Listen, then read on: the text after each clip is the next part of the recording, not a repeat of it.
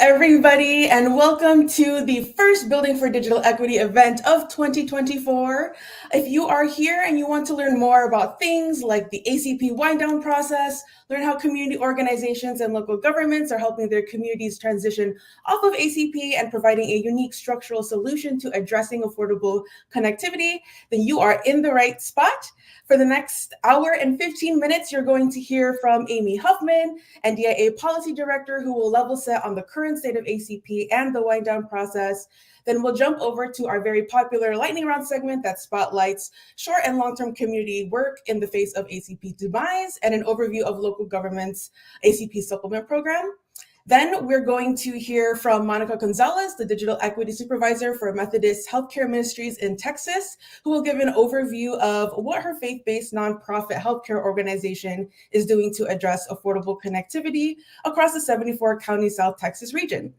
Following her is going to be Jose Pena, the Innovation and Technology Director for the City of FAR in Texas, who will share how FAR Connect, the city's fiber's internet service, is able to provide gig speed fiber service to low-income student households at no cost to the family.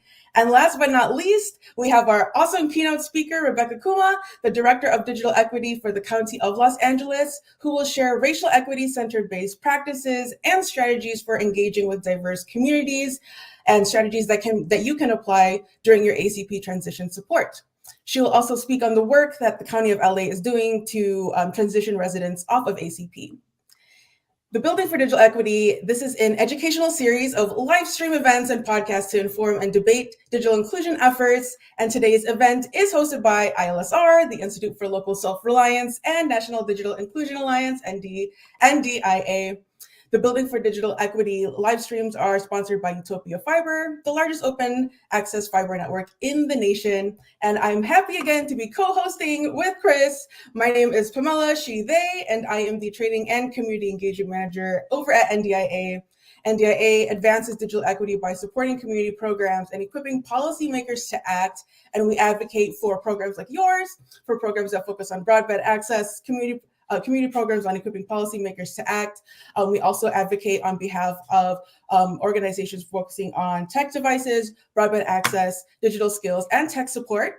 And today, NDA has over 1,600 affiliates, including 13 tribal entities and organizations in all 50 states, the District of Columbia, American Samoa, Northern Mariana Islands, Guam, Puerto Rico, and the U.S. Virgin Islands. And I will be your co-MC for today, along with Chris. Thank you. It's wonderful to be here. I'm a little bit intimidated.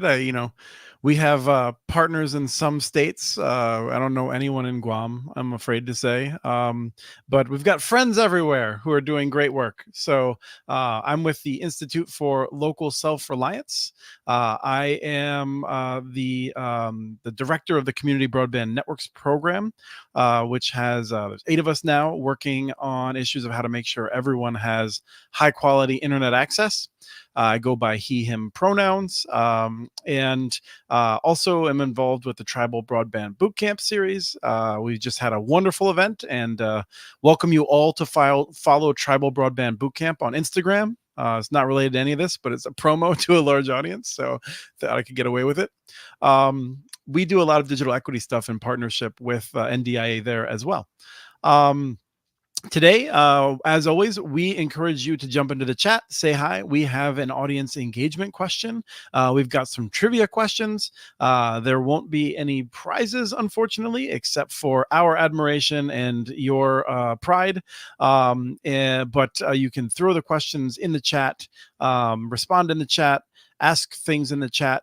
There's a little bit of lag from when we are recording this or when we're saying something to when you are hearing it. And so we are doing our best to monitor the chat and respond to issues. So know that we cannot respond immediately, and we need to know, we're doing the best we can because we are a little bit in the future compared to you. If you have any challenges or you just need to send an email to someone about something that's not working out, Christine at ilsr.org would be a good place to email. That's Christine Parker, Christine. So I think that's a common spelling, but I don't know. There's so many ways to spell Christine. The show today is going to be wonderful. We've got some great folks coming on, and we've got really great trivia all about this difficult time as we are transitioning away from the Affordable Connectivity Program, something that you are all familiar with, something that we're all deeply concerned with. So I think that leads us into an audience engagement question. Yes, and if you are new here, you know that you might not know, but we love to engage y'all with some fun trivia and love to hear about how you're doing, how you're feeling. So, in the chat, please, on a scale of 1 to 3, share how prepared do you feel about ACP transition.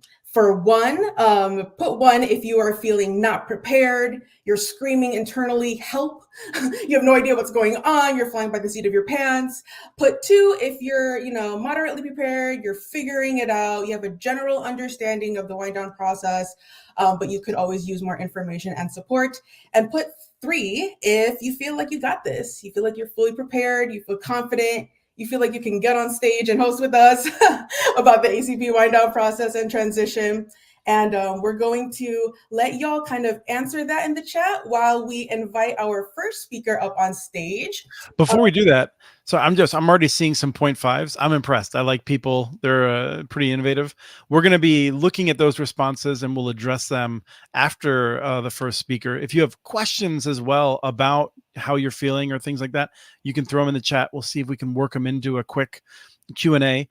If you want to make sure your chats are being received, YouTube is your best option. So you can view this program in multiple different ways, but YouTube is a place where we know that we can get your comments. So sorry, Pamela, I was supposed to say that earlier, but now I got it done. No, you are all good. And I agree. I do love the 0.5s. I'm waiting for somebody to come in with a 0.75 or a 0.9 or something like that. But all right, so let's start off with a current state of play with ACP. And who better to do that than the wonderful and trusted Amy Huffman, who is the Director of Policy at NDIA. Amy, thank you so much again for coming back on the show. What updates can you give us about ACP and where are we at in the wind down timeline? Hi, friends. Both Pamela and Chris, good to see you both again in this really fun, this is fun to you coming on stage. I like that a lot. And hi, the rest of you that are watching. I am here again as the bearer of bad news. I don't have great news for everyone, although I think we'll know a lot more by next week about where things stand with funding for ACP. So basically, there are a couple options in front of us in terms of funding. So a few months ago, there was a bill that was introduced at the beginning of January. It was bipartisan and bicameral. It's called the ACP Extension Act. And that's a clean funding bill to provide $7 billion for the program to last basically through the end of this calendar year in hopes that then there would be a permanent solution that would carry us beyond that. That bill is still live. It is still rolling and actually just got a bunch of new co-sponsors. It has over 200 co-sponsors in the House. And again, it's bipartisan. So it is exciting that there's that much support behind it. The challenge that we keep coming up against is it's like, this is great. And how are we going to pay for it? And so Congress has not come up with that solution yet. And we're waiting to see whether it will be in the, if Congress keeps their lights on this week. So as you might know, we are in another shutdown week, potentially for the federal government. So they're working through finishing budget negotiations and hopefully the ACP funding could be in there. If not, there's a couple other things in play that may come alongside this bill that would extend the program through the end of the year. But the reality is that it's March 20th, and the last full month that ACP can pay for the full benefit is April. So the clock is not only just ticking, we're racing towards the end here, folks. So here's a timeline that you probably are aware of if you've been following this at all.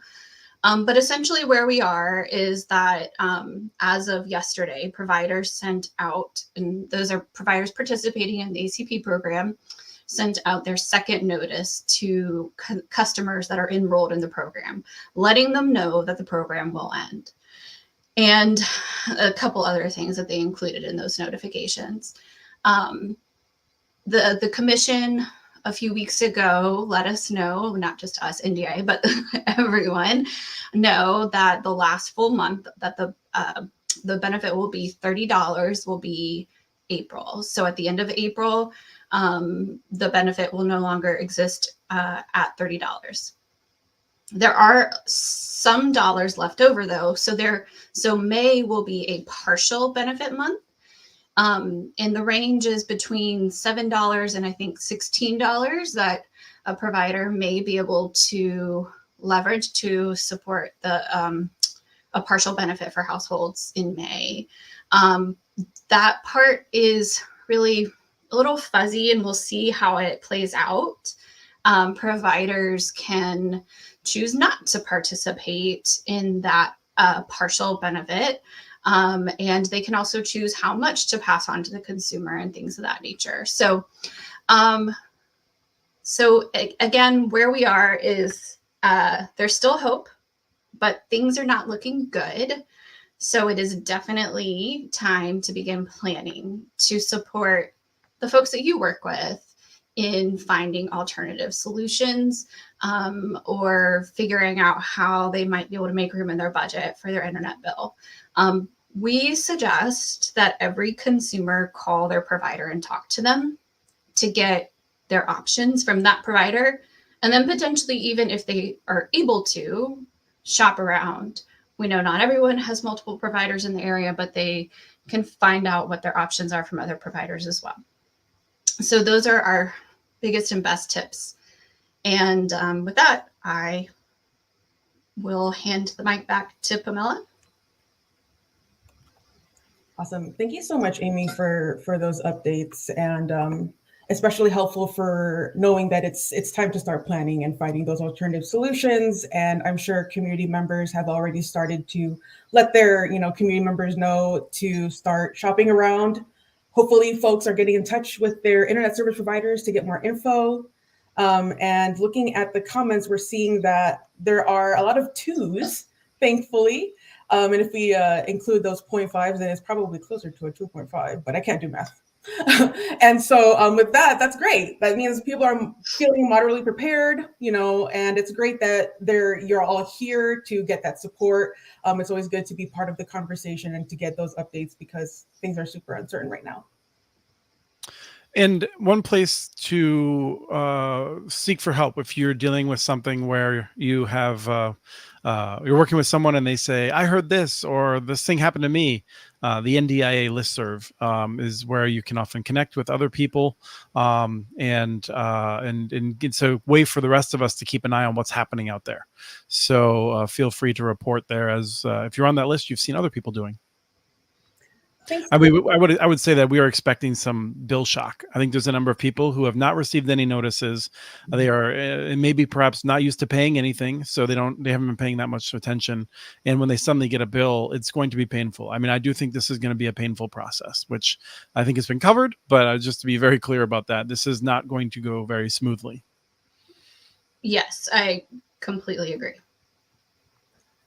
Thank you, Chris, for highlighting joining the NDIA listserv and being part of that conversation. Folks are sharing updates and resources in real time as they're getting it, and they're seeing their community members getting notifications from their internet service providers and asking, hey, is this right? Is anyone else getting this too? So be part of that.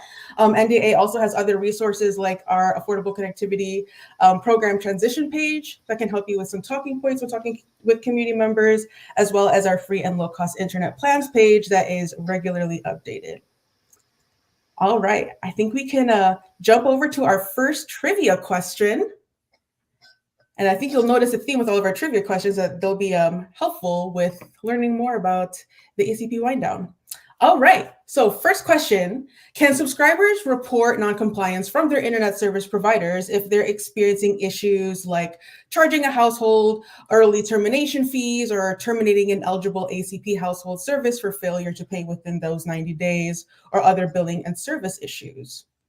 What do you think? Do you think it's a A, no, there's no recourse for that. They just have to deal with it. Or is it a B, yes, there might be some options. A lot of confident answers rolling in already. A lot of people saying that, yes, there is an option. I don't want to spoil it for anyone that's a few seconds behind, but we're seeing a number of B's in the chat. I haven't seen an A yet. So I'm understanding why the 2.5s are coming in because people know their stuff. Awesome. All right, then we can share what the answer is. It is B. Yes, subscribers can file a complaint through the FCC, and I'd love to bring Amy back on to talk about how you can do that, as well as why it's important to file that complaint. So the how is via the link that was on the slide that Pamela just had up. And the why is simply so that there's a record, there's a paper trail, there's proof of problems that are happening. The FCC needs that in order to be able to go investigate things. And then if enough things are submitted, then there might be a pattern that they can discover, right? And so it is really important to file complaints, even if you're unsure, right? Like even if the household's unsure whether it actually violates the rules and orders that have been put out from the FCC, or if it just feels icky, like if it just feels like, hey, this doesn't feel right. This shouldn't be happening. I should have been told about this and I wasn't. Then a complaint should be filed. And that is something that you all can help do, right? Like you can help your consumers that you're working with file those complaints and know that that's even an option. Because so many times we don't even know how we can advocate for ourselves. There's an ability or a place to do so. And in this case, there absolutely is. And there was a question about whether that is taken seriously effectively, whether anyone pays attention to complaints. And I think you could say yes and no. I think for a lot of people that are worried about accountability from some often bigger service providers who customer service might not be as good as some of the more responsive ones. I think we would like to see more accountability. However, there is accountability there. And that is something where, filing an official complaint with the FCC, which should be done after due diligence, you should make sure you have your facts in order and things like that. That is taken seriously by most of the companies. They do not want to have a lot of complaints filed where it looks like they're not taking action on something. Mm-hmm. Absolutely. There is a question in the chat, Amy. I don't know if you know, it could be a simple, if you do, then you could share. If not, but it's from Patrick Besek with Oakland Undivided, our previous keynote speaker. Hey, Patrick, thanks for joining us. His question is there is it clear when the consumer protections, like the no cancellation fees, is there a clear date on when that will expire, or is that dependent on the internet service provider? Patrick, that is a good question that I'd like to get back to everyone on. Hi, Patrick. There's some things in the, not the report and order. Sorry, I'm getting the public notice around this. Let me go back and look at it and we'll get back to you. Yeah, perhaps by the end of the show. If not, I suspect you'll see a very clear email from Amy to the NDIA list answering that question if we don't get to it here. Yes. Awesome. Thank you so much, Amy, for hopping on the show again and giving us those crucial updates. Everybody and our community and our audience really appreciates you. Thank you, Pamela. Yeah, and we look forward to having you back when you have good news to share. We're not going to only keep you as the bearer of bad news. Yes, please. There are fun, good things happening too. I want to be part of those. Yes. Hopefully next time you're here, it'll be all good news. But thank you so much for bringing your expertise. Okay. And awesome. So next up, we have our very popular and crowd favorite lightning round segment. So lightning rounds, these are spotlights, opportunities for us to spotlight unique digital inclusion initiatives. And today you're going to be hearing from two different organizations on how they're addressing affordable connectivity in their communities. And to kick things off, we're starting with the change maker, the innovator, Meg Koifer, who is the president and founding member of the STEM Alliance. Hi, can you all hear me? We're good? Can we bring my slides up? Hi, I am Meg Koifer. As I mentioned, I work in Westchester County, New York, for our organization, the STEM Alliance.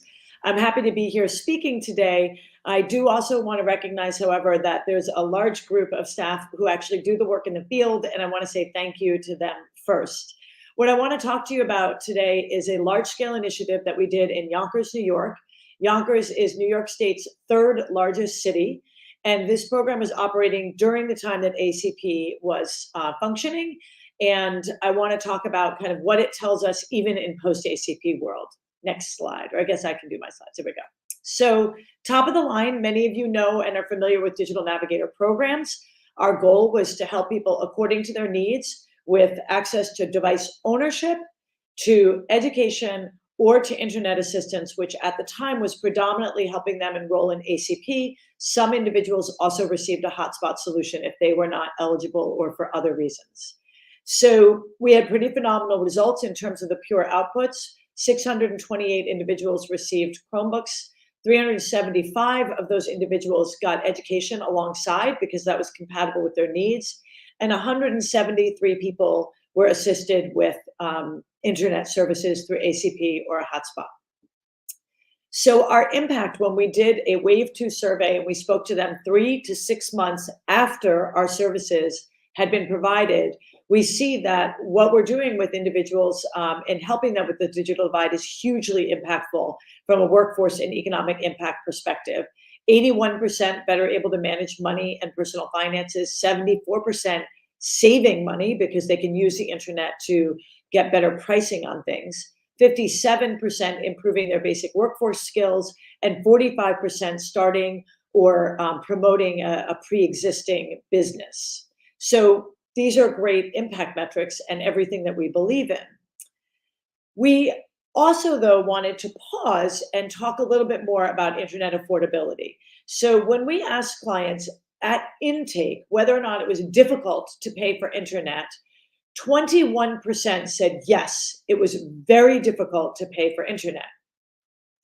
Fast forward 3 to 6 months later, after we've helped them, half as many people reported that it was very difficult to pay for internet.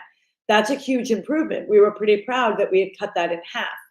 But when we stepped back and looked at the data a little bit more closely, there was a curiosity in that statistic. Because in fact, the majority of people that we helped them with device access. And then second, we helped them with skills. Only 25% of the people that we served, did we actually give them a direct reduction in internet cost. So how is it that 3 to 6 months later, people were reporting that internet was, fewer people were reporting that internet was very difficult to pay for? We think this is a very important conclusion that we are drawing from the data that relates to what's going on post-ACP. Ultimately, we feel our data is showing that internet affordability is determined by value. It's a value proposition. And if you don't own a device and you don't have the skills to use the internet, then by definition, it's not affordable. There really is almost no price that could be affordable.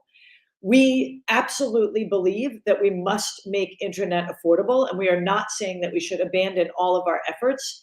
But in our post-ACP world, we should also understand that affordability is determined by the ability to use that resource, device ownership, and skills. And so we need to double down on that work stream, even as we are defending programs for affordability. Thanks so much. Thank you so much, Meg. It's always great hearing you talk about this. It's always a mic drop after that. Thank you so much for sharing. And next up, I also want to congratulate you, Meg, on you and the STEM Alliance for the 20,000 digital education grant that you received from Spectrum. So congratulations on that. And to finish our lightning rounds, we have a literal trailblazer amongst us, Jason Indofuentes, the program manager of the Broadband Accessibility and Affordable Office of Accessibility and Affordable Office of Evermell County. Evermell County is a 2023 Digital Inclusion Trailblazer awardee. Jason, please tell us more about the ACP Bridge program. Thank you so much, Pamela. I'm really excited to share with you all. And I'm going to touch briefly, since we're doing a lightning round and I like calls to action, I'm going to touch briefly on ACP Bridge. And then I'm going to make kind of a bold call now that we've got the opportunity. So first, let's talk about who we are. This is Albemarle County. The empty spot right there in the middle, that's the city of Charlottesville. The University of Virginia is also here in Albemarle County. And if you notice those red spots, those are areas that we were able to determine are going to be struggling with broadband affordability. Required a little bit of data wrangling to figure that out. But that inspired us to really get to work, because we saw a lot of areas that were deeply, deeply red. And we wanted to make sure that we had a solution for those individuals that were lacking in affordable broadband solutions. So we built a benefit. And there's a white paper. I'm happy to share it with everybody. We put it on the NDI listserv, I think 2 weeks ago now. And that shows our process. And that also shows what the benefit ultimately ended up being. And I summarized it here. It's a supplement to the ACP. And that's important because it made it something that had an incredibly low administrative overhead. And so I can summarize the entire process right here, because it's providers enroll via memorandum of agreement. They enroll with us, the providers do. The beneficiaries don't need to enroll with us. They enroll with the provider. The provider utilizes ACP NLAD, and we'll come back to that in just a second, to either initiate or validate enrollment. And then the beneficiary just has to consent to sharing their information with us. Statement credits show up on their bills, just like their ACP statement credits. And then the provider invoices the county on a quarterly basis using the same ACP invoice that they were submitting to the FCC, just subsetting it for Albemarle County. And we process the invoice and we send that in. And I said we'd come back to that point. Provider utilizes NLAD to either ACP NLAD to either initiate or validate enrollment. The NLAD is the National Lifeline Accountability Database. And that word accountability is really important if you work for local government, because we're talking about tax dollars. And there is a supremacy of accountability when it comes to how those dollars get spent. So for us, the opportunity to build a supplement meant that we were, in large part, setting the responsibility for eligibility verification on the federal government. The ACP program, actually going back to the EBB, when they built it, one of the ideas was to utilize the NLAD, the National Lifeline Accountability Database, as the clearinghouse for whether somebody was going to be eligible for EBB and then ACP. And they enhanced it over time by including data from the Department of Education, Veterans Affairs, I believe, also added their data. And that meant everybody could go to NLAD and verify almost all cases through that one-stop shop. That was really, really attractive to us from an accountability standpoint. So we made the NLAD work for us. Again, offloading verification to it meant that we had a low administrative overhead. We had a one-time effort for beneficiaries. All they had to do was consent to giving us their information. They didn't need to go round and round with us. Yes, there are some people that probably needed to go through a couple of rounds of figuring out their information with ACP, but we could help them with that. It shifts fraud liability. Again, this is all about accountability. It's all about the way that local governments works. And it's also non-duplicative. We're not doing work that somebody else is already doing. So this made NLAD creating an ACP supplement really, really attractive to us. And so we think this is an opportunity that everybody should be able to take advantage of. And so our call is that we think USAC should make NLAD available for states and localities to build supplemental benefits on. What that would look like, I don't know. But I can tell you that right now, we're trying to take our ACP Bridge program and continue it after ACP. And what that's going to require from us might be switching it to a lifeline-based program, which means that we have to cut out all of our providers that aren't considered ECFs. We could switch it to a program where we have to collect data from residents and then verify it in some way, shape, or form, and then spit out an answer. And we don't have a whole lot of administrative overhead to do that. We don't have a lot of staff that can just receive this data, verify its validity, and then send us an okay to get started on providing somebody a benefit. So having a turnkey solution to us is incredibly important and something that we really, really would love to see happen in the near future.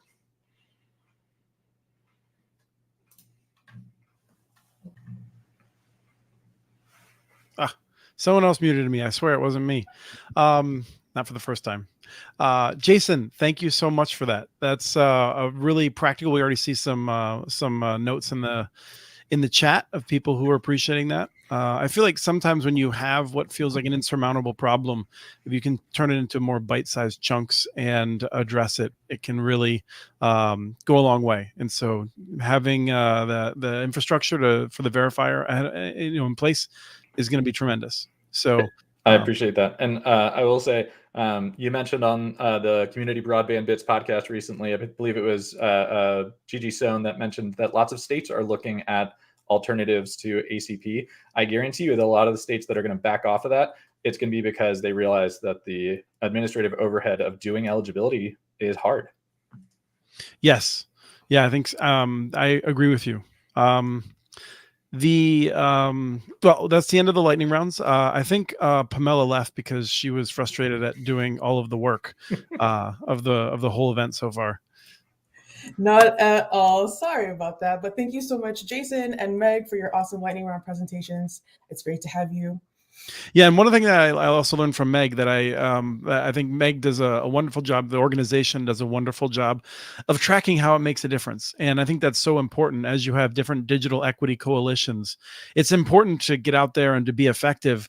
It is also very important to make sure that you are finding a way to measure your effectiveness. That might be a qualitative, it might be quantitative, but it is a way to make sure that you are accountable to your audience, and you can also show other stakeholders, funders perhaps, that you are making a difference. And I feel like Meg's surveys do a great job of tracking how they are making a difference in people's lives. They can set metrics around it, measure themselves, and try to improve over time. So a lot of great work there. Yes, I agree. Now that's going to bring us into trivia, I think. Is that right? Yes. Trivia. Awesome. So thank you for our lightning rounds. And we have a trivia question that's about to pop up. There we go, to my right. Another, what is this? Nobody look. All right. Another FCC federal program that is available to help households with their bill for internet access is Lifeline. Been around for a long time, helping out with telephone and still eligible for telephone, but now also eligible for broadband. The monthly discount is up to $9.25 for households who are, in most cases in the United States, with an additional benefit on for those on tribal lands. They're eligible for up to $34.25 a month. And so the question is, if a household is enrolled in the ACP, will it automatically transfer to Lifeline? So A is no, B is yes. Here we go. We're getting a mix. We have at least one A in the audience, one no. We've got some yeses. And so as you're thinking about that, there's a lot of people who aren't fully committed, or the chat box is not quite there. More A's. So it looks like at least one of the B's was an A. So most people are saying no, it is not automatically transferred to Lifeline. Pamela, what's the deal here? How does it work? You are correct if you answered A for no. They will actually need to apply for Lifeline separately. It is not an automatic transfer if you are enrolled in ACP, and that's very important for community members to know. That might be something that they assume. So, yeah. Oh, I'm sorry. And as Jason had noted, there are different qualifications both for people and for the ISPs. If you're an internet service provider, it was easier to be involved in the ACP program. It was a lower regulatory burden to be in the ACP program than in the Lifeline program, where I believe you have to be what's called an ETC, an eligible telecommunications carrier. So there are some differences in the two programs. Mm-hmm. And not all ACP recipients will qualify for Lifeline, and not all ACP internet companies participate in the Lifeline program as well. Yes. And rather than banter more, we're going to move right ahead and catch up on the schedule. Yes. So we are so excited. Please join me in welcoming our next speaker, the very, very talented and very passionate Monica Gonzalez. She is the Senior Programs Manager Office. She's a Senior Programs Manager over at the Office of the Methodist Healthcare Ministries of South Texas. And they are a nonprofit leader dedicated to creating access to healthcare for uninsured and low-income families. And they're working to advance digital equity in the region. Monica, welcome to the show. Can you please tell us more about Methodist Healthcare Ministries' digital equity implementation strategy? Yeah, thank you guys for having me today. It's so exciting to be here and talk about a doom and gloom topic, ACP, but also thinking about the innovation and the work that's happening around the country. I think it's important that we highlight that and we learn from each other. So I'm going to start with a little bit about Methodist Healthcare Ministries. So next slide.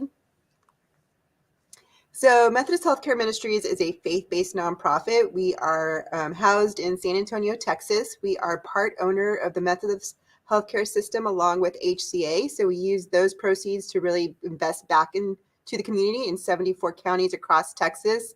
That dark shading is where we represent our service areas, those 74 counties. So if you can see, that's really a big piece of Texas. Texas is big, so it's a little bit over a third of the region, a third of the state of Texas that we cover. And we do that through direct services, through strategic partnerships and grant making. And we really have an interesting array of services that we offer. We are faith-based, so we do have some church connections. We have a couple of clinics that provide services to those who are uninsured or underinsured. We also have a Wesley Nurse program, which is our community-based nursing program in our 74 counties, which really serves as kind of that conduit to provide services, healthcare services, and other resources to community members, especially in rural areas. And really, we also have, grant making. That's a department I'm under, the community investments, policy and advocacy, and some work around collaboratives throughout our region. So next slide. So as I mentioned, we are a faith-based nonprofit. And so how did we get here? I think that's really important to look back at.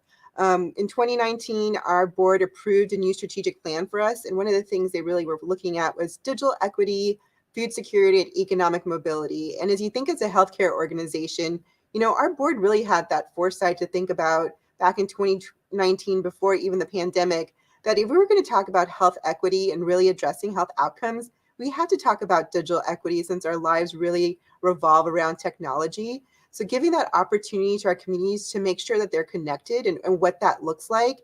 And for us, I joined MHM back in September of 2021. So I was charged with looking at what that strategy could be. And I think for us, one of the things we started off is thinking we were going to do some infrastructure projects, that was going to be the main kind of strategy we're going to use to really launch our digital equity strategic plan. But what we quickly learned is there's people doing that innovative work. There's people in that space. But, if you build it, doesn't mean they'll come. Going back to what Meg was talking about, people need to have those devices. People need to have those skills in order to see the value of digital equity and technology and the internet. So for us, we worked with stakeholders across the state, across the country, interviewing community members, interviewing nonprofits, ISPs, to better understand what was our role as a healthcare organization. And one of the things we kept on hearing loud and clear is people just don't have access, affordability, or the devices. So how can we really support those communities in those 74 counties to really make sure that we're creating that point of access, right? Because we're not trying to solve for anything differently than we were doing before with healthcare. It's really providing that access points for our community. And this just happens to be through broadband and technology. So really our goal is just what digital equity is, to really make sure that all our communities have that access and that technology capacity to engage for their social needs. So next slide.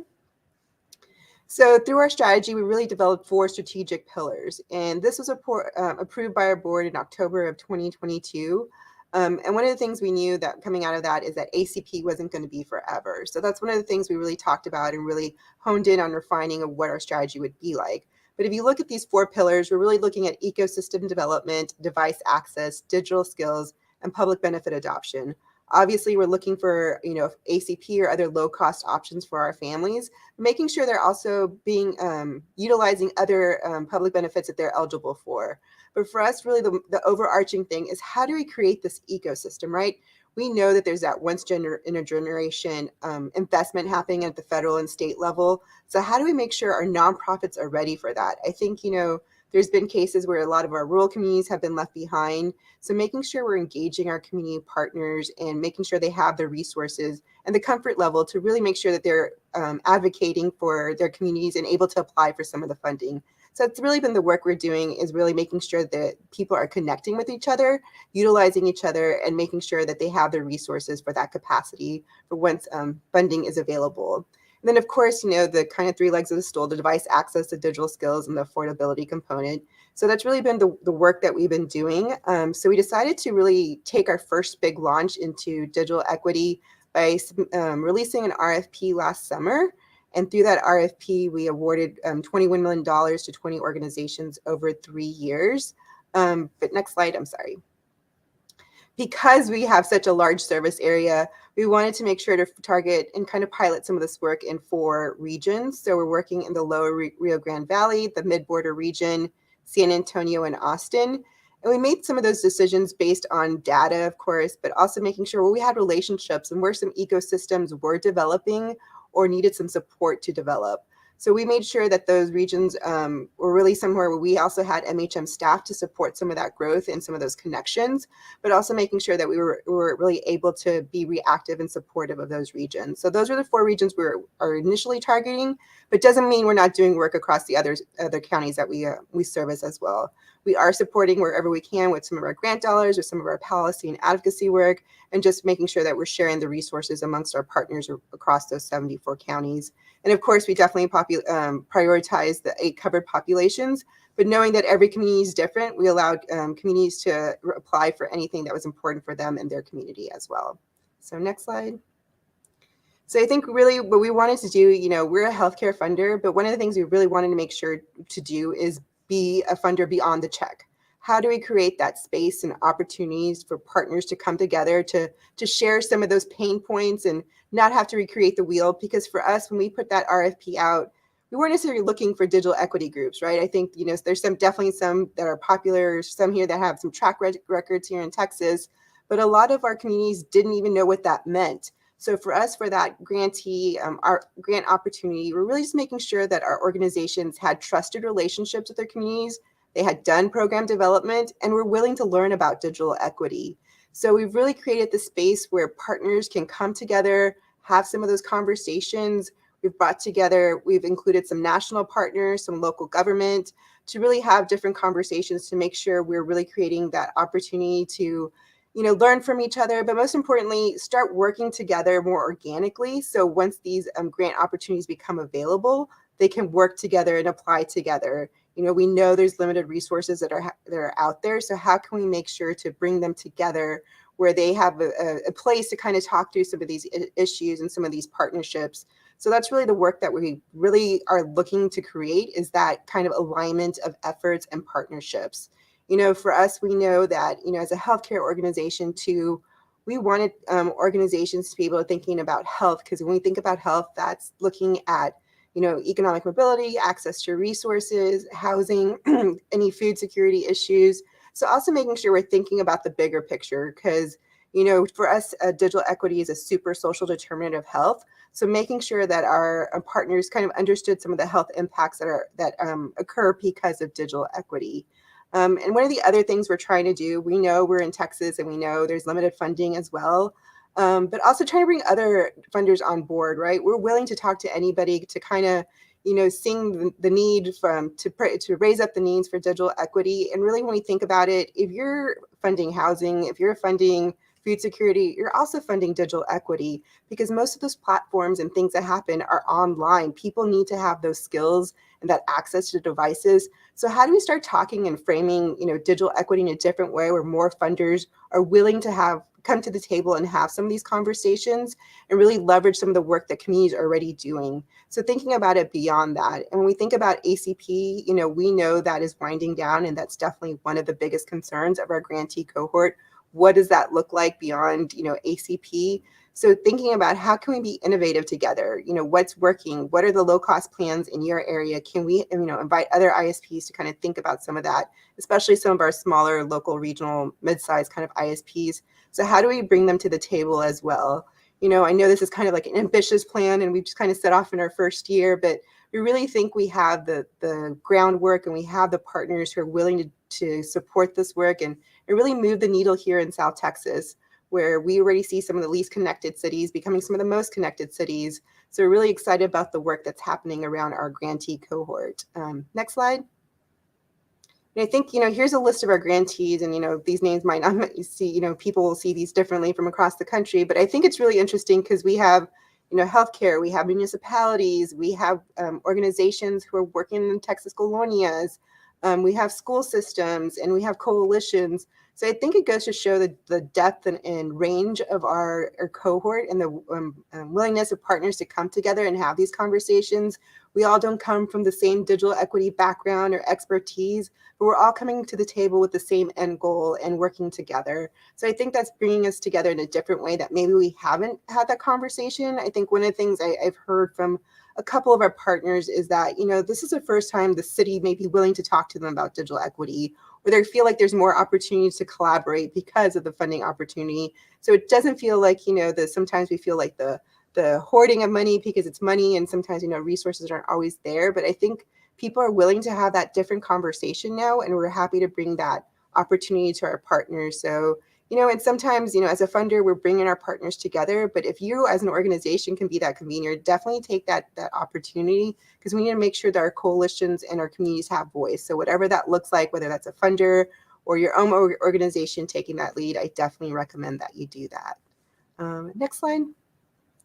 And I also want to mention, we are also walking the walk. We are a healthcare organization that has clinics, that works with individuals, patients, and clients. And we are also trying to work on our own digital equity practices, our own digital inclusion practices. So we brought on additional staff. I was a staff of 1 for 18 months. Now we're a staff of 3. But how, as an organization, as a funder, are we, leading by example, not just expecting you as our partners, our grantee to be doing this work, but we're also doing the work along with you. We are trying to change different practices in our clinics, trying to make sure we're thinking about different technologies around healthcare, whether that's remote monitoring systems and devices, thinking about different patient portals and how that translates for those who don't have digital skills or access. So really thinking about internally as an organization ourselves, how we reflect the work that we're asking our partners to do. So making sure that we too are having that commitment to digital equity as an organization, not just as a funder or as a healthcare organization. So it's definitely been a journey. And I think, with ACP winding down, there is still opportunity to think about more innovation and also more opportunity and partnership opportunities. But really for us, it's just how do we make sure that our partners in our communities get the resources they need? And it may take a little bit longer now that we don't have ACP, but I think having sometimes those difficult conversations can really change the trajectory of our communities. That's my last slide. Wonderful. Oh, Monica, stick around. Checking up and down. There. That was terrific, and I'll note that you work closely with Deanne, or Deanne works closely with you on my team, and we feel blessed to be in that work with you. I think a lot of people who are here are thinking, man, I wish like a major health provider, organization like this was involved in my area. And so my question to you is if you have a sense of what outcomes you'll be seeing across this area, which is vastly rural and deeply urban, what kind of outcomes would you expect that maybe other people could entice their healthcare systems to be interested in? I think one of the things that we're looking at is telehealth opportunities, right? Because we're talking about healthcare in rural areas, they don't have a lot of specialty clinics or specialty resources. So thinking about how we create telehealth rooms or other opportunities in rural areas. But for us, we definitely we standardize some KPIs, so everyone's tracking the same thing. Everyone knows who's responsible for tracking the same thing. But for those, the outcomes we see is how do we improve people's health and well-being? And health and well-being can be telehealth. It can be access to food resources. It can be to stable housing. So I think it's about how we change that message where it's not just technology, right? It's a person's whole being and their improved outcomes in life. So I think it's more about how we have that conversation with a funder or a healthcare organization And we're also like, I'm volunteering myself to have some of those conversations because we know there's other healthcare organizations who could be doing this and who want to do this. And, it was a little bit scary for our board to kind of take this path because, technology, sometimes scares people, but this is more than technology. And I think it's been that education to our board about this is a person's life and this is a person's, mobility and access. So how do we really change that conversation and creating more opportunities for our communities? We're really trying to solve for poverty. We're not trying to solve for anything different. It's poverty and disinvestment that's happened for a long time in our communities. Awesome. Thank you so much, Monica. I love that your first pillar that you talked about was about ecosystem development.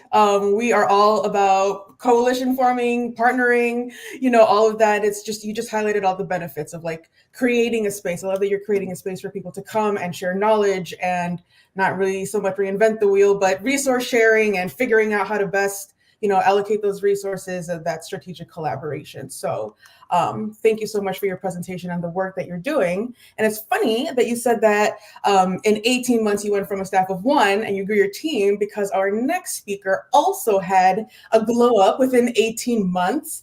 And so before we get to that, we do have our final trivia question. So if we'll put that on the screen, perfect. All right. So you know the drill. Put the question or put your answer in the chat if you think you know what it is. The question is, are ACP households required to stay with their internet company or continue to receive the same internet service after the end of ACP? Oh, we got somebody typing C. I just had to throw a little curveball there. We'll give people a chance to think about that. So A would be no, households are not required to stay with their internet service company. And B would be yes, they do have to stick around with them after the end of ACP. I do not see a lot of confusion on this one. It looks like, Pamela? The answer is A. Most of you are correct. ACP households are not required to stay with their internet company or continue to receive the same internet service after ACP.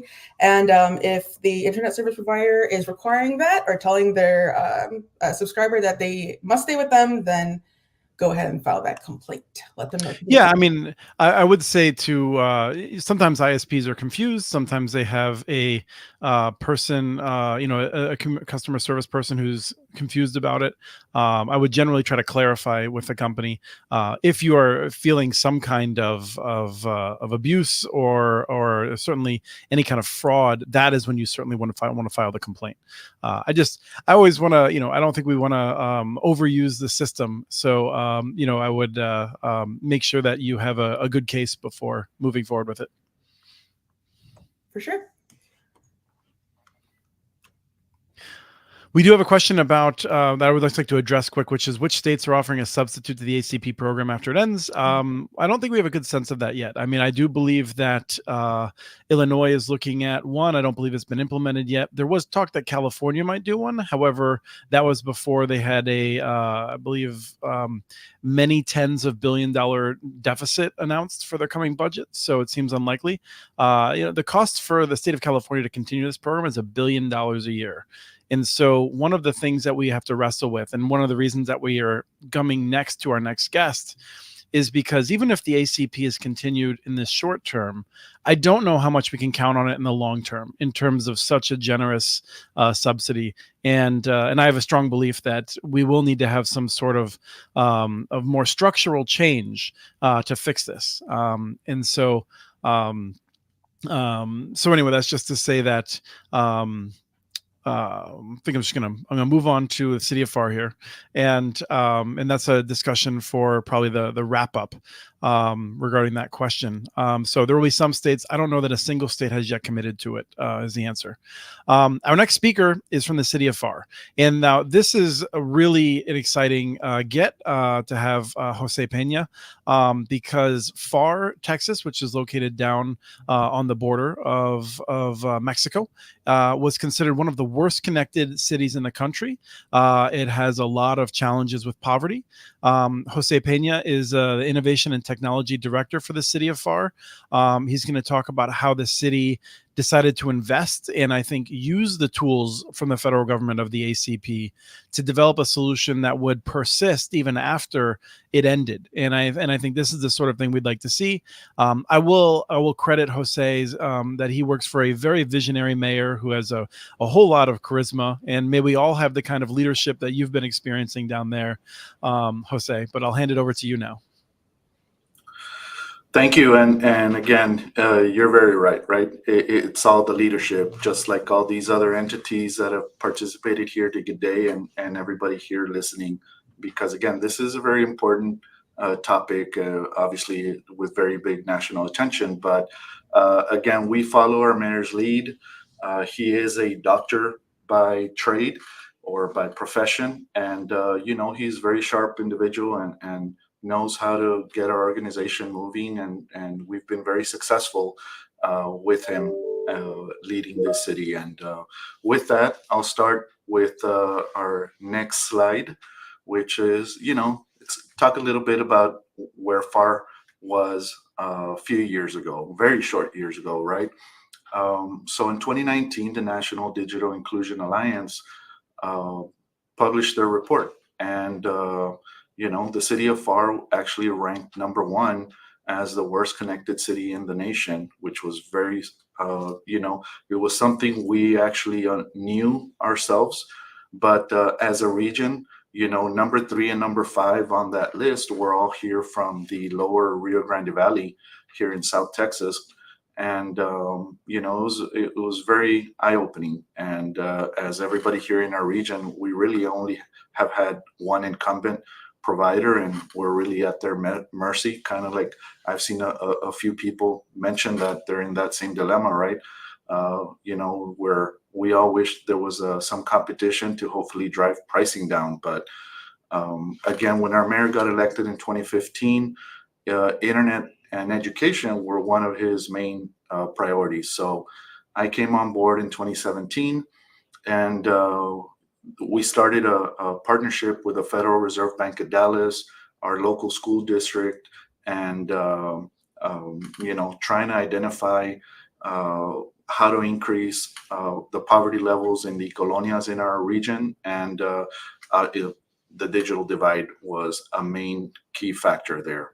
So we did have our feasibility study funded by the Federal Reserve Bank of Dallas back in 2018, and we actually knew about this big initiative.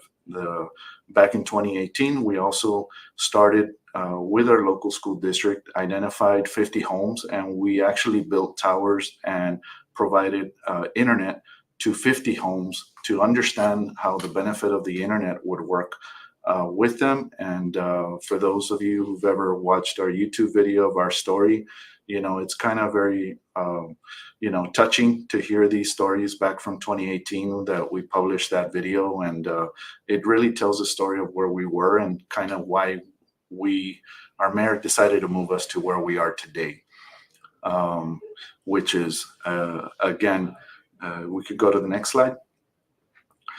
So our city and our mayor, who also works with our EDC, Economic Development Corporation, the city used, we first surveyed our community and identified the price points of what pricing our residents would actually prefer. $25 was kind of one of that plan that about 60% of all the submitters or respondents preferred. So we use that as a baseline, and working with our EDC, they were able to purchase revenue bonds and fund this project, along with a portion of the project funds came from the federal ARPA funding that most municipalities and public entities received during the COVID years. So the broadband was one of those allowable expenses, and with the revenue bonds and with the ARPA funds, that's how our city self-funded or built this network, at no cost to taxpayers. Again, didn't have to raise taxes for anybody. And right now we kind of are at that point where things are going very fast. We've been growing very quickly. I'll show a little bit a slide here shortly. Again, it's fiber throughout every city property. There's a handhole in front of every two residences. In between every two residents, we provide fiber to every home. It is 100% underground because in our area we are prone to hurricanes and didn't want to have to rely on power poles and aerial issues, but all our network is 100% underground. And if here we can go to the next slide. Here's kind of just a kind of sample overview of what a subdivision construction looks like. This actually is in our South Far area. This is our neighborhood where 60% of all the subscribers are already onboarded using our services. And you can kind of see, how many subscribers out of how many homes in that area. But literally, we provide the fiber from the front of the curb into their home. We provide the hardware for the Wi-Fi inside their home. We provide the mobile application with the software for Protect IQ and Experience IQ, which is the cybersecurity controls and the parental controls included at no cost to all our subscribers, which we always educate them on, how to properly configuring them and, making sure that they're using every tool that we have to offer at no cost. Next slide, please. Here you can see we do have 3 residential plans. When we started, we only had 2 plans. We only had the $25 plan and the $50 plan. But since obviously our fiber networks will be able to continue to grow, because at the end of the day, it's just electronics, and the equipment that we bought did support 2 gigabytes of service. And as some subscribers had previously asked about, like, hey, could we get faster internet? And sure enough, we could. So we created this $80 2 gigabyte plan. All these plans are symmetrical. I can say that 40% of our subscribers opt for that $25 plan, and 60% opt for the $50 or $80 plan. So again, a lot of the majority are, they really want fast internet, and it's very neat being to be able to see this and get our customers connected and see those speed tests again, because they're pretty cool, and knowing that they have a really good product that we provide to them. Next slide, please. So yeah, they touched on here a little bit of what are we going to do now without ACP. So our mayor, like I mentioned, very innovative, worked with our school district, or our largest school district. We do have 5 within our city limits, but this is the largest school district here in the area. So they have a population of over 30,000 students, but it does encompass 2 other cities, but half of that population actually live within city limits. In working with them, knowing that, again, schools obviously were providing hotspots, and knowing how inefficient they were. Obviously, if there was a multi-student household, that was problematic. Where not many or not more than 1 or 2 students could actually use the service at once. So again, the school district partnered with the city. They do fund the 1 gigabyte service for every household. And today we're actually over 2,300 homes already connected to date. And the other neat part is that's about just 40% of our subscriber base. So really everybody is kind of hopping onto our network more due to the low cost of the service. And that's one of those things where we can actually see, a lot of it is people do value, a good product, but also something that's more affordable that, will help them financially. Next slide, please. This is kind of just South Far alone. This is literally the region that was the worst connected part of town. This is right by our international bridge in South Far, which again, the city of Far, like I mentioned, it is a border community, and we do have an industrial international bridge. It is the #1 port of entry for produce for the nation. And we do have a big industrial zone. But again, this population, back in, when COVID happened, I'd plug in random addresses in our incumbent providers' website for services, and they could get 10 megs or 20 megs. Basically, the only service, there really was no infrastructure, no fiber available for anybody, or no even coax option even to consider. So again, today our project has crossed 18,480 homes. We actually do have close to, I think we're over 5,300 already subscribers since last week to now this week that I've updated my slides, and we're at a 28% take rate. This area alone, which was South Far, like I mentioned, it is about 7,300 homes, and 36% of them actually are on a network so far. And you can kind of see that visual distribution, and the one I referenced being 60% is that one kind of in the northern central area. So next slide. This is kind of our growth trend. The yellow line is the overall subscribers. The blue line is our monthly increase in subscribers. It looks like my totals were cut off, but literally for the past year, we've been growing over 10% every month. Some months we've grown to 15 to 18%. This last month of February, we grew the most ever. In the month of February, we actually onboarded 688 subscribers.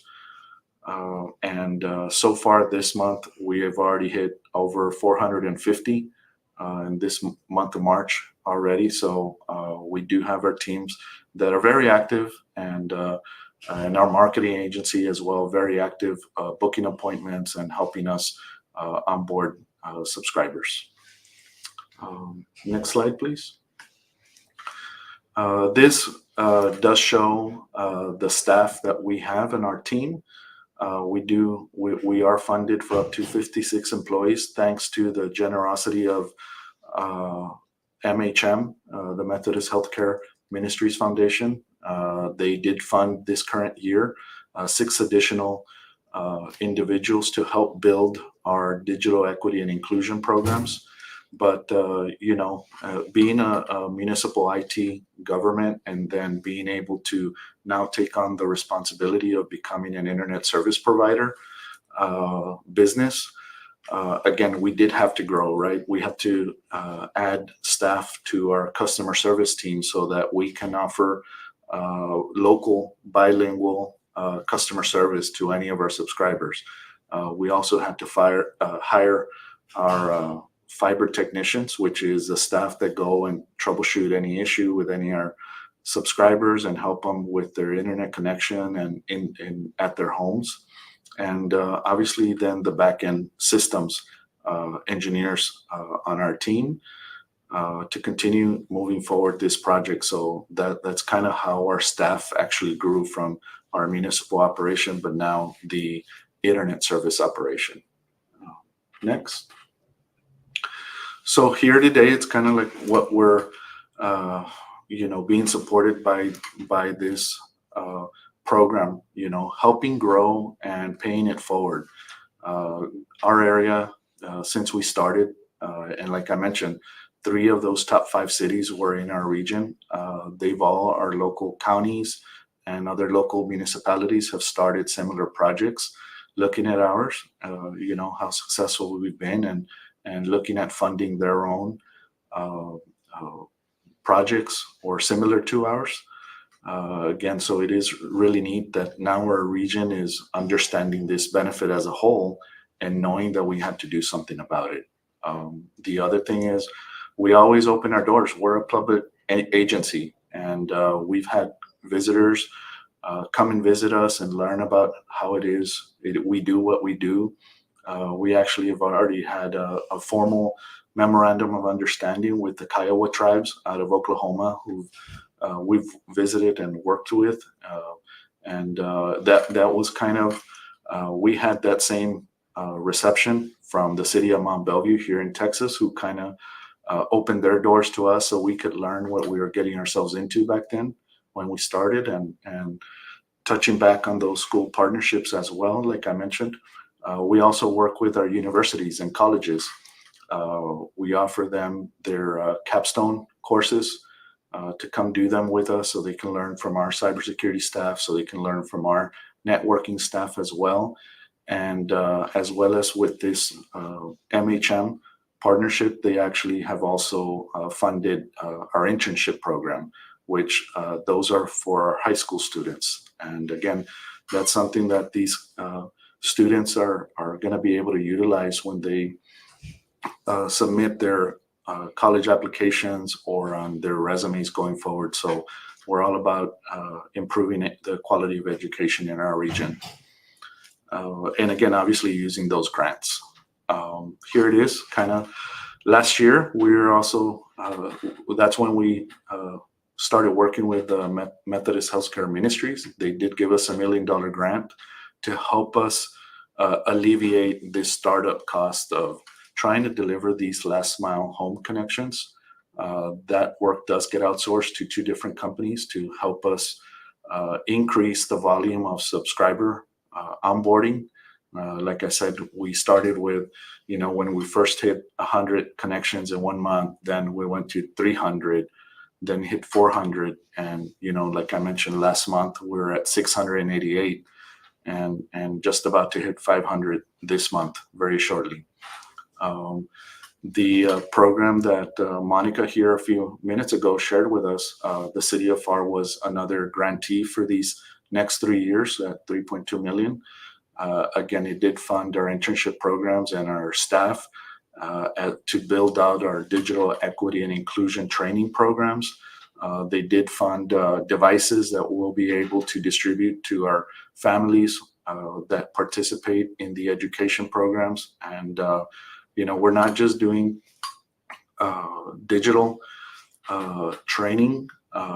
We are starting with that digital training, but, for us, we're going to create, we're going to have financial literacy training, healthcare, telehealth with our new public health department, providing presentations as well, our educational partnerships, presenting on what they do with remote learning opportunities and with our workforce solutions on applying for jobs and working from home. And you can literally work for any business in the country that offers that opportunity. And the other neat thing was that they also funded our BARC subscriptions through the Calix platform, which is the software that prevents and notifies parents of any cyberbullying or threats as it monitors social media and messaging platforms of minors within the household. So that was also one of those great initiatives that we'll be able to start here very shortly. Wonderful. We're going to have to not go into your awards and accolades, I'm afraid, although it is quite a lengthy list.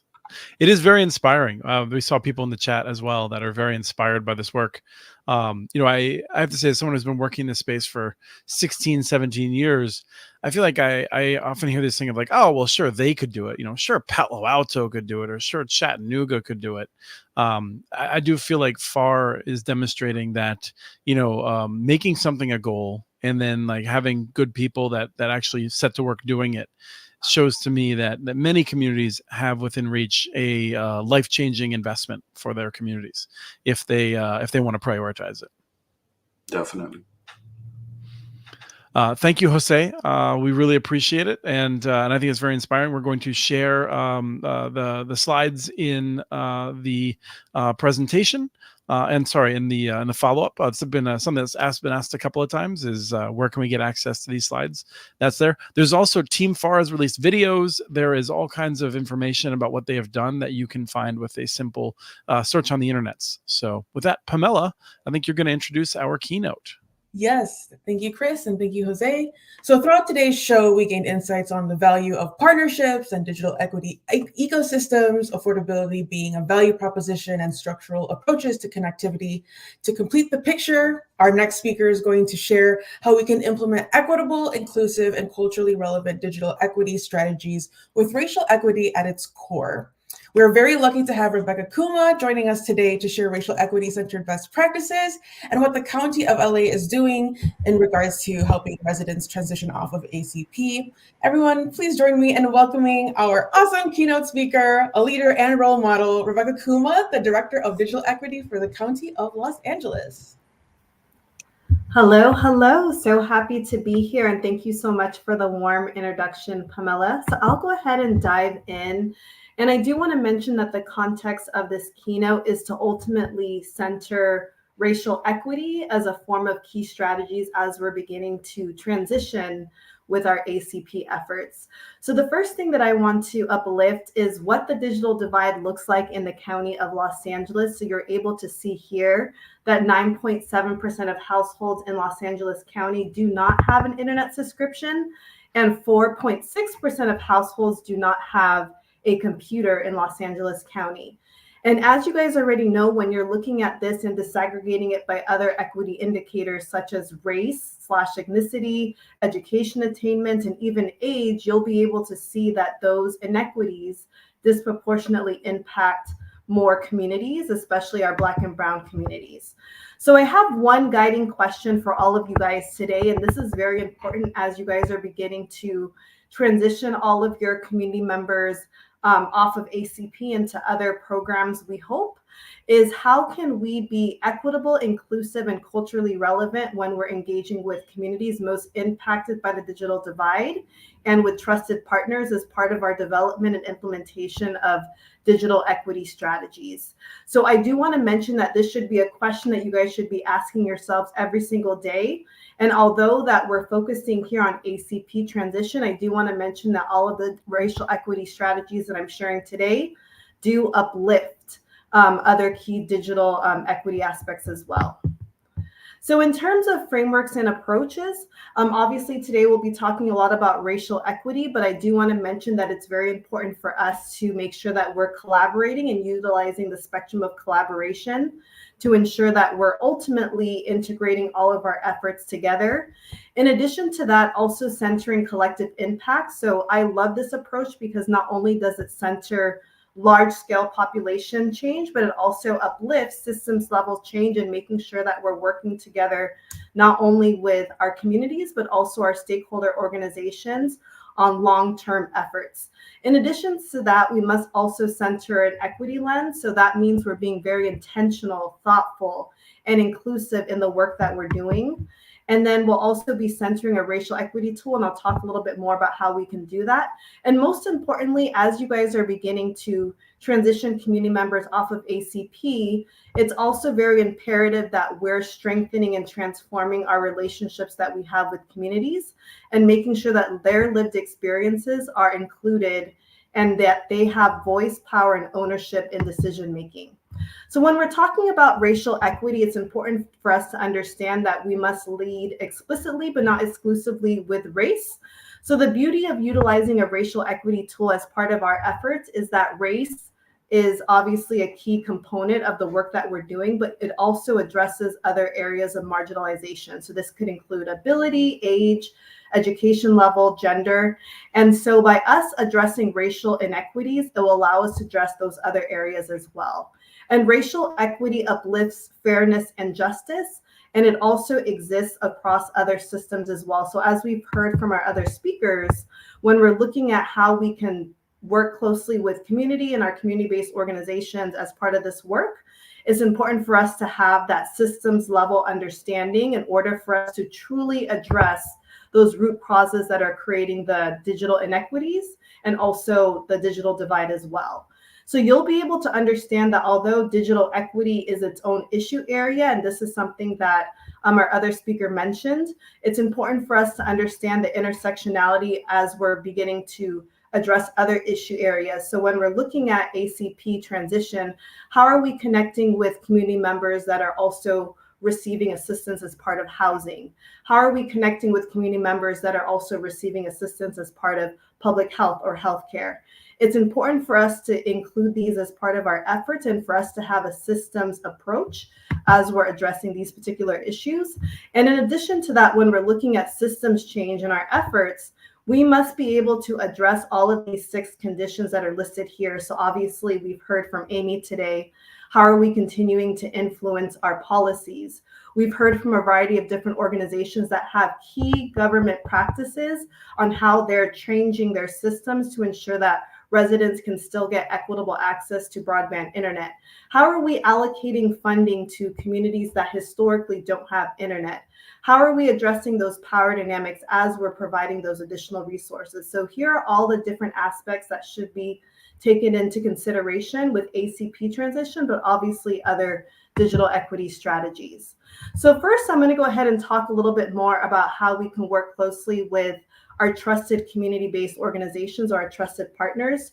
First and foremost, we must make sure that we're providing them with fair compensation for this work. So as we're engaging with communities, how are we providing these partners with resources to be able to implement all of the touch points that they're having with those most impacted? In addition to that, leverage them for culturally appropriate and community-centered strategies. They're the experts when it comes to that, so it's important for us to uplift that in the work that we're trying to do. In addition to that, make sure that we're also uplifting their assets, best practices, and strengths, and making sure that we're addressing some of those key power dynamics, especially when we're engaging with community-based organizations that perhaps don't have the best relationship with government entities. And in addition to that, making sure that we're working with them for language access, and that includes written translation services and also oral interpretation services. When we're doing community engagement, especially with ACP transition, making sure you have an extensive budget.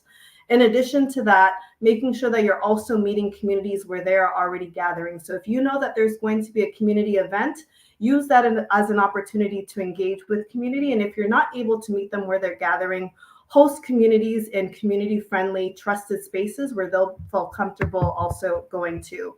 We also must acknowledge the trauma that many of our communities have experienced, whether it's in this country or even their country of origin, and making sure that we understand that we must be trauma-informed and addressing some of those key aspects as well.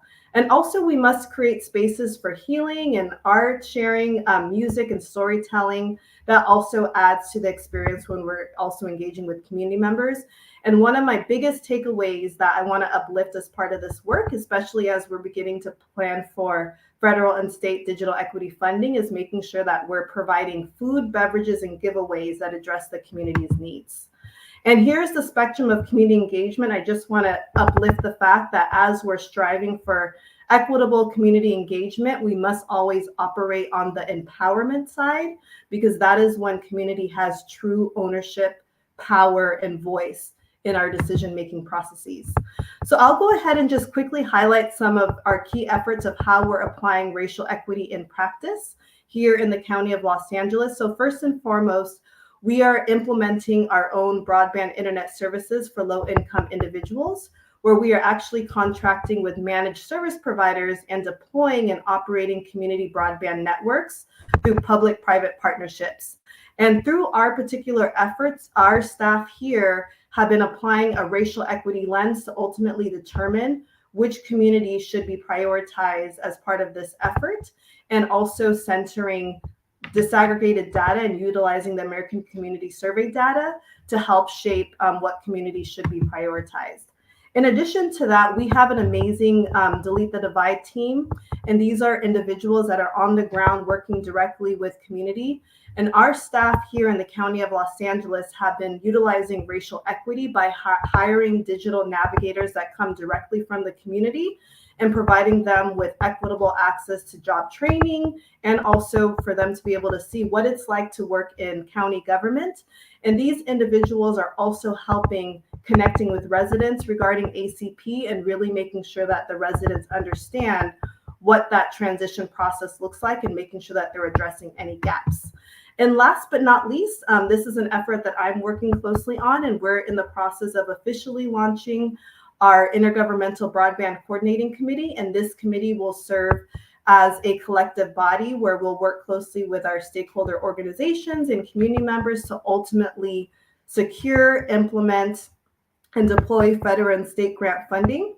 And we will be utilizing a racial equity lens by prioritizing communities and neighborhoods most in need as part of these resources and services. In addition to that, making sure that we're including community ambassadors that are impacted by the digital divide as part of our decision-making process. So I'm happy to share a little bit more about what we were working on here in LA County, and definitely make sure that you apply racial equity best practices as part of your ACP transition. Thank you very much. Thank you, Rebecca. That's remarkably clear. I'm envious of your presentation style. I have a question, which I understand if we didn't prep you for, but the leading with racial equity as a government agency. I'm curious, since you've had a lot of experience with different government agencies, are there challenges with civil rights requirements and things like that in terms of leading so boldly with racial equity? Yeah, that's a great question. I would say as of now, no. There's a lot of great curriculum, especially through the Government Alliance for Race and Equity, that provides tangible best practices and resources such as the Racial Equity Toolkit, which I literally look at every single day, which provides key tangible resources that we can apply to our daily work. And if anything was to come up, then obviously county council or the city attorney's office would be involved, but I haven't encountered any issues with the work that we're trying to do, both at my time in Long Beach and then obviously with my time here with the county. Pamela, go ahead. Yeah, thank you so much, Rebecca. I always love hearing you speak and present. I love that you always take the lens and you just widen out the frame and always make sure that we center racial equity, even, when the strategy of finding partners to collaborate with and, engaging with other community organizations. Because earlier we were talking about the benefits of partnering and you just said, nope, let's think a little bit bigger too and talk about how the strategy of partnering and choosing organizations you want to connect with. I did have a question of how can we ensure that our partnerships are truly inclusive and representatives of the community that we serve? Is there there's not always going to be one answer, but what is one step that organizations can take towards including racial equity into their, relationship building and partnerships? Yeah, that's a really great question. So during my time at Long Beach, it was very evident to me as a government employee which organizations had trust and relationships in the community. You would always see them at various events, and they were always the ones that were willing to get involved. So definitely pay attention, and also the community will let you know who they trust and who they do not trust as well. So take all of those aspects, and I would say just start off by having those conversations and then utilize that discernment on whether or not you should work with them, and just making sure that those organizations truly value uplifting community and making sure that they're able to support them as part of those efforts. And one other thing as well, many of these organizations are involved in other key aspects as well. So a lot of the organizations that I worked with in Long Beach were also involved in the 2020 census effort. So you'll be able to see that history and track record of all of the great work that they've done in other areas as they're addressing other inequities as well. Awesome. So basically, listen, let the community guide you. Yeah. Let them show you who they trust and make sure that person is part of the discussion and strategy making. Yes. Awesome. Thank you so much. Thank you so much, Rebecca. Always great to have you. And I believe I'll pass it over to Chris to give some final statements. Yeah, I'm just in my head about what a mush mouth I am compared to some other people. Yesterday, we had parent-teacher conferences, and my son have wonderful at speaking, but he has a speech coach that helps him with refining it. And I was afraid to talk during our discussion with her because I feel like such a mush mouth. And Rebecca is so great on the microphone, and I feel that I'm not. I did want to wrap up by going back to the beginning, which is that we have highlighted not only some of the ways that local governments and local communities are working together to try to solve these issues that the ACP was helpful on, but also even a little bit about how they're actually doing it, like in the case of Rebecca with that racial centering of race as you're figuring out where to invest and how to work with those communities. In the run-up, we asked people for questions, and we got several people who are asking about, what can be done at the local level. What can we do if the ACP goes away? And in the middle, I kind of muddled through a half answer to that. And, I would say that we are probably going to have a program like the ACP again in the future. It will likely not be available to as many people, and it may not be as generous, but it will likely be more permanent if I was to be making bets in Vegas.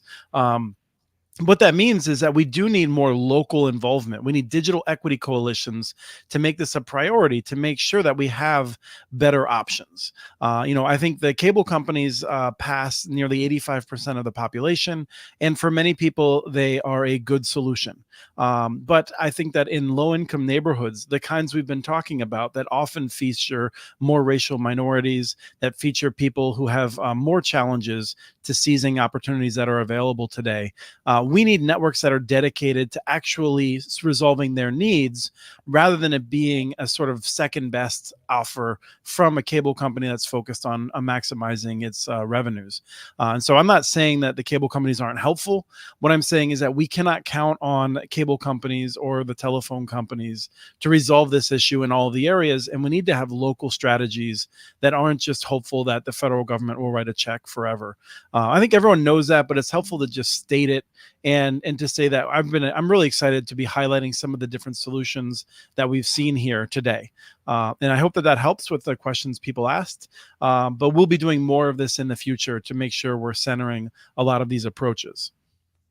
Yes, and we're so grateful to have, folks like Jason, folks like Monica and Jose to come and share those strategies, and then Rebecca to round it out of just remembering, like, when you are creating those partnerships, to make sure that you are having the right people at the table. Absolutely. So I think we're ready to wrap up. Yes. Thank you all for joining us. This was a very fun first 2024 Building for Digital Equity event. Hope you join us for the rest of the year. We would love for you to stay connected to NDIA and be a part of that listserv so you can join the conversation and get those updates about any ACP updates on the wind down and transition. Yeah, and we have a survey in the chat. We really appreciate the answers. If you don't know me, I have a huge ego, and if you think you can take me down a notch by telling us what we can do better, I challenge you. So we love to hear praise, but we also really like to hear what we can do better. So please share your honest feedback.